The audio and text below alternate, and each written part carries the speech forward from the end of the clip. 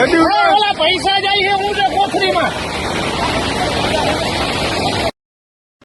મિત્રો તો આજના સમાચાર જુઓ તો ખરા, તમે વિડીયો તો જોઈ જ લીધો હશે, તેમાં તો તમે જુઓ તો ખરા આ ક્યાં થઈ રહ્યું છે કે આટલા બધા તે પ્રવાહમાં, નદીના પ્રવાહમાં 2 થી 3 માણસો પ્રવાહમાં જતા રહ્યા હતા, પણ એ તો સારું હતું ગ્રામજનોના લોકોએ તેને બચાવી લીધા, ન કરતો આ 2-3 જણા જ હતા ત્યાં ને ત્યાં ઘરના સ્થળે તણાઈને મરી જતા। આ બધું કરવા પાછળનું કારણ કોણ છે? સરકાર જવાબદાર છે। જો સરકારે ત્યાં જ સારી એવી સડક, શાળા, એવા રોડ બનાવ્યા, આજુબાજુ ડિવાઈડર એવા કંઈ લગાવ્યા હોતા તો આવું થતે જ નહીં, પણ સરકાર એક નંબરની લૂંચી છે, તેને તો ભ્રષ્ટાચાર જ કરવો છે, બીજું કંઈ કરવું છે નહીં, જેના કારણે આ એવી દશા થઈ રહી છે। ગ્રામજનો ખૂબ પરેશાન થઈ રહ્યા છે। હવે આગળ શું કરશે સરકાર એ તો આપણને ખબર જ છે, કારણ કે એ તો 2-3 દિવસ ગામ પાસે જશે ભિખારીને જેમ ત્યાં દયાની ભાવના પ્રગટ કરે છે એમ બનાવી આપશું, બનાવ્યો છે પણ ઘંટો પણ નથી બનાવતા। આજે આપણી સરકારની વ્યથા ઘેર આમ તમે જુઓ તો ખરા, સારું થયું તે માણસ બચી ગયા, નકર તો સમાચારમાં તો ચેનલવાળાને હેડલાઇન મળી જાત કે 2 માણસો તણાઈ ગયા। સરકારને હજુ પણ હું કહું છું, રોડ બનાવો, સારા બનાવો, ગામજનો માટે ફાયદો બનાવો, નહીં તો હેરાન થશો તમે।